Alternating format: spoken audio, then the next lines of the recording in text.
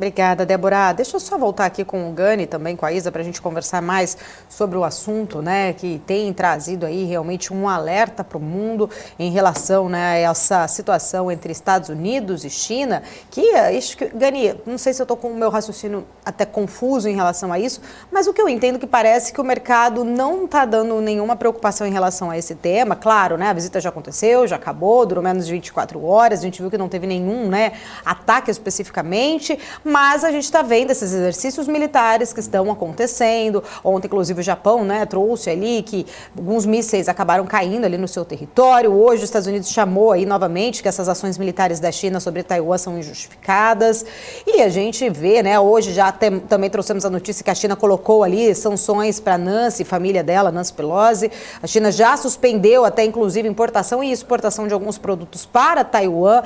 Algumas coisas estão ainda acontecendo, né? Mas a gente viu que o mercado parece que em si não está olhando com um tom de preocupação a esse assunto. Como que você avalia, né? A gente está conversando essa semana, você não participou mais cedo comigo, mas como que você avalia essa questão geopolítica entre China e também Estados Unidos por conta de Taiwan? Vamos lá. A visita da Nancy Pelosi à ilha de Taiwan foi um desastre do ponto de vista geopolítico. Eu tenho a maior simpatia por Taiwan. É um país, né, que preza pelas liberdades individuais, que se separou ali da China, que é contra o comunismo. Mas veja que a própria população de Taiwan foi contra a visita da Nancy Pelosi, entendendo que isso poderia escalar o conflito. O que seria escalar o conflito? Você está dando agora um pretexto, seja justo ou injusto, mas você está dando o pretexto para a China eventualmente invadir a ilha de Taiwan, dizendo que não está gostando dessa presença americana, dessa aproximação americana com a visita da Nancy Pelosi a Taiwan. É uma situação preocupante, por quê? Porque a China reagiu, e ela não é que ela reagiu blefando, ela fez exercícios militares utilizando munição real, ela cercou a ilha de Taiwan, restringindo o espaço marítimo e aéreo, não fechou completamente, mas restringiu bastante, aplicou sanções comerciais contra Taiwan e ela está dando um recado muito claro para os Estados Unidos. Se vocês continuarem insistindo, nós iremos reagir. Veja que a imprensa da China, que não é uma imprensa livre, o Global Times, que basicamente é o jornal do Partido Comunista Chinês para quem não lê chinês, porque é escrito em inglês. O Global Times está falando categoricamente que a China tem um pretexto para invadir Taiwan numa data futura, que os Estados Unidos estão brincando com fogo, etc. A China está dando o recado. Agora, o que é difícil de entender é, sabendo disso, por que a Nancy Pelosi foi visitar a ilha. E quando eu falo Nancy Pelosi, ela não fez isso evidentemente sozinha, ela foi num avião oficial dos Estados Unidos, ela foi com autorização do governo para fazer isso. Ela que é a representante do Congresso, eleita com apenas 73 mil votos e tem todo esse poder geopolítico. Mas é claro que ela está amparada pelo Partido Democrata para fazer esse tipo de coisa. Até eu conversei com especialistas em direito internacional,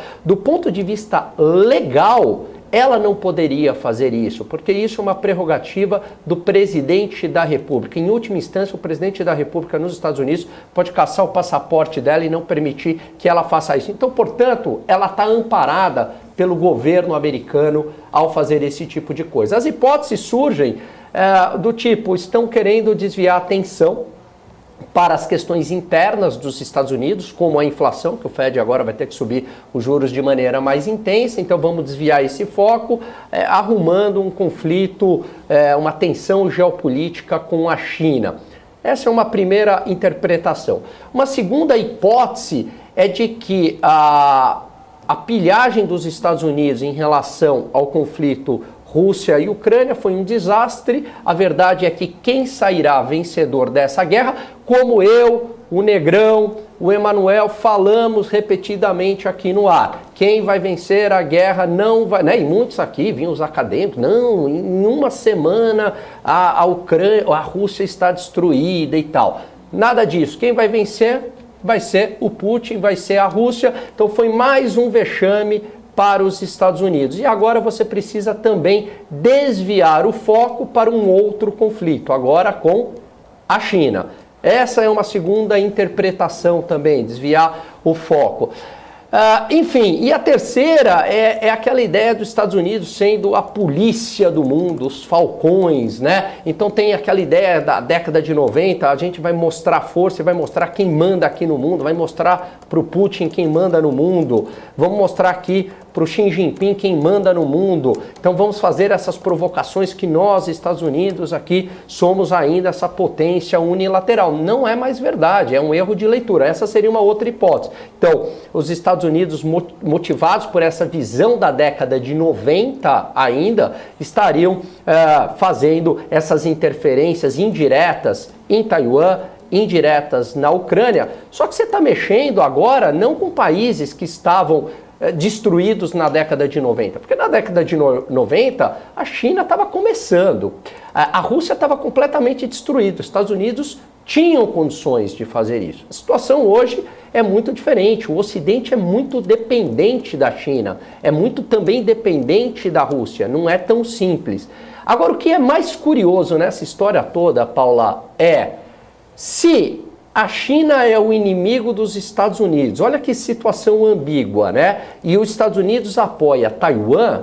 Então, por que eu beneficiei economicamente durante tantos anos a China, dado que a China seria inimiga, né, de Taiwan, quer tomar a ilha de volta para si? Então, para que esse benefício em relação à China? Por que eu beneficiei economicamente? A China virou uma potência econômica e uma potência militar com grana americana, porque o crescimento econômico possibilitou a China crescer militarmente. Então, a China, que era a minha inimiga em relação a Taiwan, eu beneficiei a própria China. Olha que contrassenso. E essa ambiguidade da política norte-americana tem cansado vários países, porque os Estados Unidos ele dá sinalizações muito contrárias. Ele, ao mesmo tempo, no governo Nixon, ele apoia a independência de Taiwan, mas ao mesmo tempo ele fala uma só China.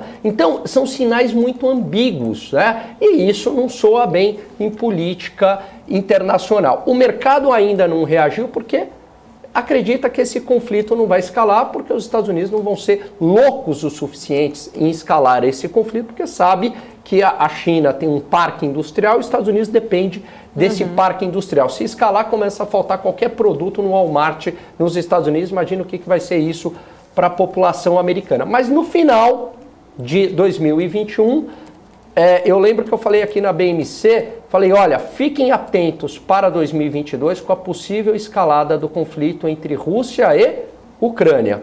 Botem no radar, porque estava já dando sinais ali de uma relação tensa. O que aconteceu? Escalou, virou guerra. Estou dizendo que vai ter uma guerra entre Taiwan e China? Não, mas não é mais uma hipótese desprezível. A probabilidade da China invadir Taiwan aumentou bastante.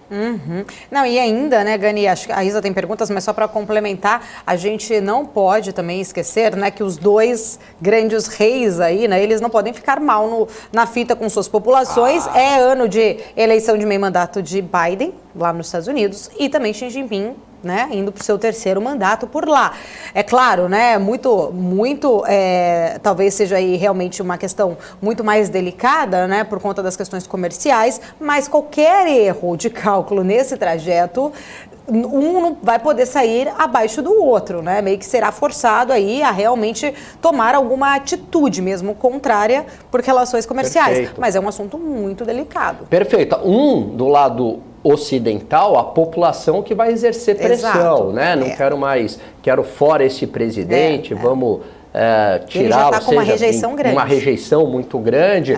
E o outro, quem vai exercer pressão sobre o Xi Jinping não vai ser a população, porque a população não tem poder ali, não tem voz. Mas quem vai exercer esse poder em cima do Xi Jinping e vai gerar desavenças vai ser o próprio partido, os membros do partido que vão querer ele fora. Então ele está mostrando força ali para os membros do partido. O Biden precisa mostrar força para a sua população. Agora, é uma tragédia a linha sucessória dos Estados Unidos. A Kamala Harris, para quem puder entrar no Twitter, né? Tem um Twitter dela falando de super-herói lá, dos Panteras Negras. Quer dizer, o mundo está pegando fogo, né? Você tem inflação global, você tem possibilidade de recessão nos Estados Unidos, você tem essa questão com Taiwan, você tem Rússia e Ucrânia, e ela está falando de super-herói.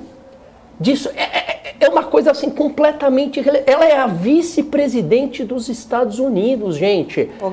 Então, enfim. Não, só para... Desculpa até interromper, mas só para complementar, até inclusive li um artigo essa semana do professor Marcos Vinícius de Freitas, que ele chama a política atual aqui do Ocidente como política de Instagram, onde as pessoas estão mais preocupadas com essa reação, né, exatamente, do que exatamente colocar em prática o que é bom mesmo, né? Você me enviou esse artigo, eu li, aliás, belíssimo esse artigo, convido todos a ler, foi no Estadão, né? Se eu não me engano, que saiu esse artigo dele, né? Mas o que o professor Marcos Vinícius falou é o seguinte, eu tinha a impressão, eu até falava isso meio brincando, eu falei, dá a impressão que os líderes governam pelo Twitter, pela reação, né? É como se eu estivesse dando comentário aqui na BNC, olhando o tempo inteiro o chat, falando, não, deixa eu ver, o chat falou isso, agora eu vou mudar. Não, agora eu vou mudar porque o chat está falando isso. Então dá a impressão que eles estão governando pelo Twitter o tempo inteiro, né? Olhando ali o Twitter. Então virou o mundo do TikTok, o mundo do Instagram, o mundo do like. É um mundo infantil, porque você não prevê a reação do outro lado. E o outro lado reage para valer, o outro lado reage militarmente. O Xi Jinping não está olhando os likes, né, para tomar uma decisão. O Putin não blefou em nenhum momento. O Putin falou, eu vou invadir, não cruzem uma linha vermelha. Foram lá. E agora os Estados Unidos ficou numa situação, porque instigou até o limite esse conflito, provocou até o limite. Não estou falando que o Putin é santo, mas o outro lado americano também não é nada santo.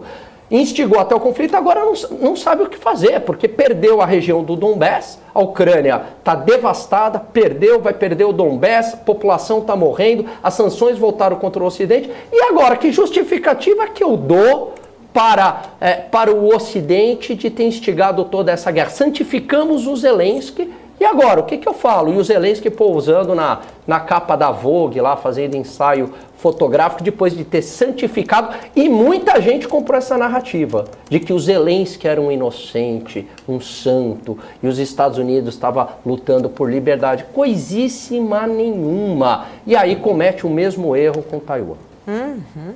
Ainda nesse...